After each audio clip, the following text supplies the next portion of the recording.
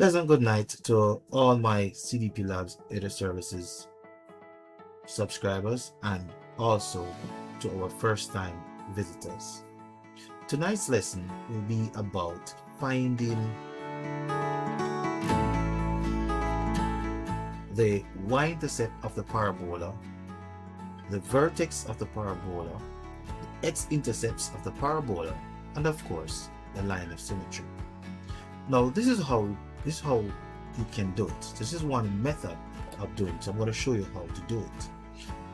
Alright, now first of all, let's look at the graph itself. So this is the vertex. Good. If you notice, it has a x value and a y value. Now this is a function that produces this parabola.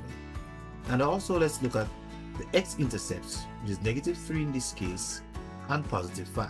So now I'm going to show you now how you can determine these locations of the graph without needing to use a graph itself. So let's go. So your first step you're going to do is to find the x-intercepts.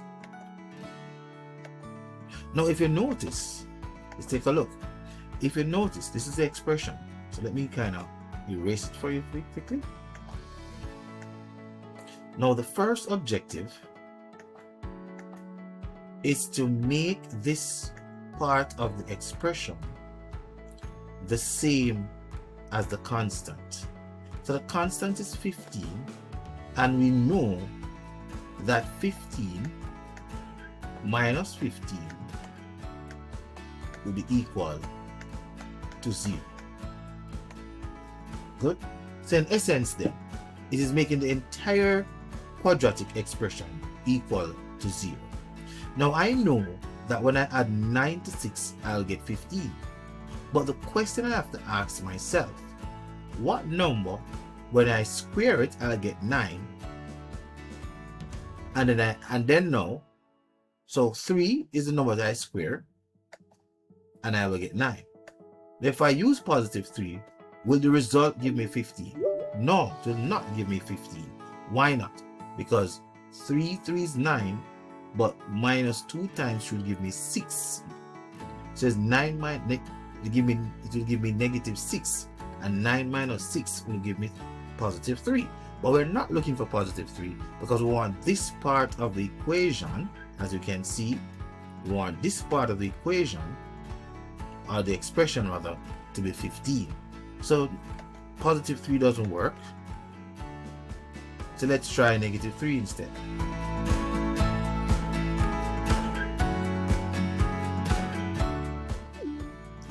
Excellent. So now we have 15 minus 15 will give us 0. Hence this entire, so if I put -3 then, if I put -3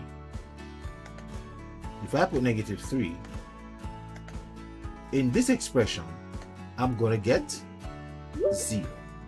Hence -3, 0.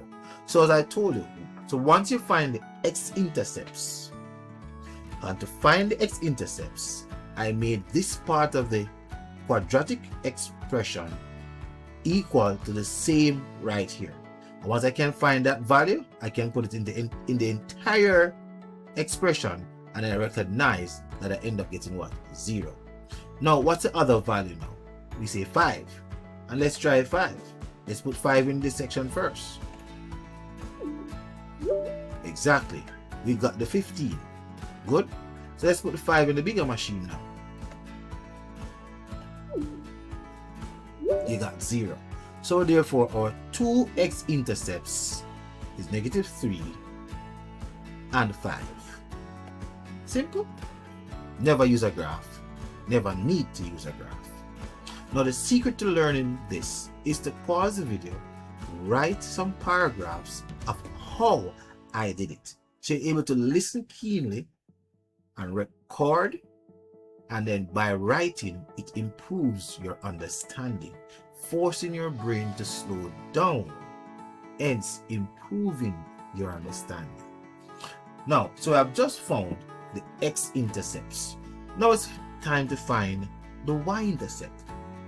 Now the y-intercept now is when the value of x is 0. So let's see something now. When the value of x is 0. So let's remove all of this first, right? Good.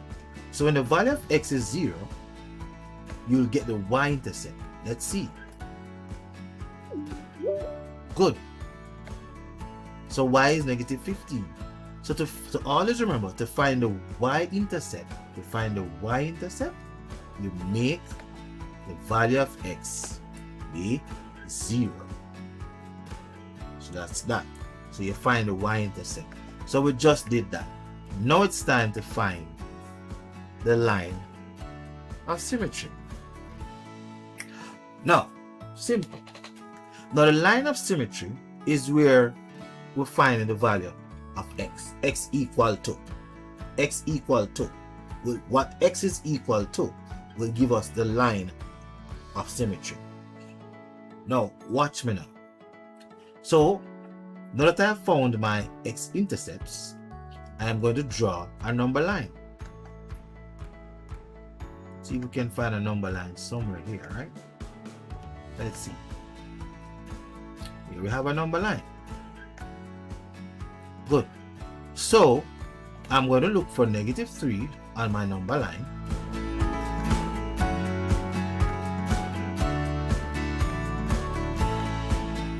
Negative 3 on my number line. And I also need to have positive 5 on my number line. So let's look at it now. So I'm going to draw my curve. So from negative 3 to positive 5, which should be right here. Good. Then after my number line, I'm going to count to see how many spaces from negative 3 to 5. So I'll count. So this will be 1, 2. Well, let's do this way. Okay. So let's count. So from here to here is 1, 2, 3, 4, 5, 6, 7, 8. So notice now, please note that negative 3 plus 8 is going to give me 5, right? Now, what do I do with that 8? And note, well, I want you to pay attention. Now, what do I do with that 8? Now, I'm going to, this 8 that I got from here to here, I'm now going to divide that 8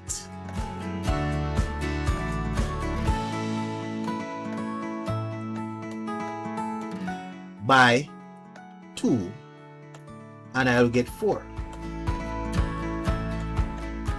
So what it's saying to me, I'll get 4, but I am going to know this 4 that I got is not my x value. I'm going to add that 4 to one of with my negative x value.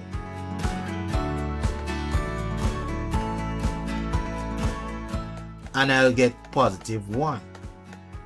Why? Because halfway, 1, 2, 3, 4, which is halfway my line, half of 8. So therefore my x value for my line of symmetry is x equal 1. So this is x equal 1. X equal 1. And let's look at it. Let's look at my board and you'll see for yourself. X equal 1 is right here. Note where it is. Right here. So let's look at this one. X equal 1. There it is. So my line of symmetry will be right here. Coming straight down, split the curve into 2 equal parts. This line is the line of symmetry that splits the curve into 2 equal parts. So if we were to cut this out on a paper and then fold it in 2 equal halves, you'll find out that the crease will be right at the number 1 right here. So watch this now.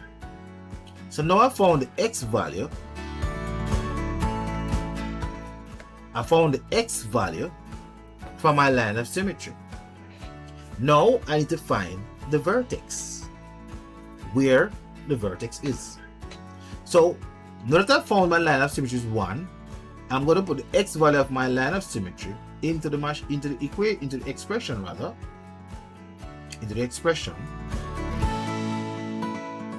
So let's look for that. Let's go back now to my machine. So my line of symmetry is positive 1. So I'm going to add that now to my machine. Let's see what I get. I got negative 16. Good?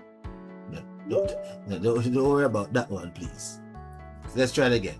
Let's put my 1.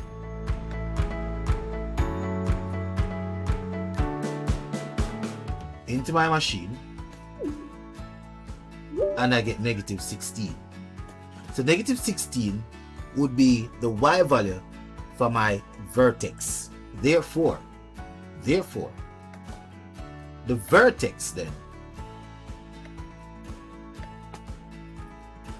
coordinates for the vertex would be positive 1, negative 16. Simple. So once you find the line of symmetry, which is 1, then now you put it into the full expression, and then it'll give you the y value of the vertex. And let's look at it on the graph.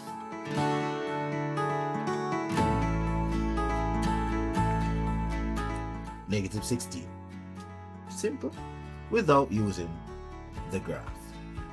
So if this video was helpful, then all I'm simply asking you to do, so if this video was helpful, all you simply need to do is rewatch the video, record everything that you learned from the video several different times, different ways, until you have the same understanding, and then of course you'll be able to move on. Alright, so thank you for watching this video.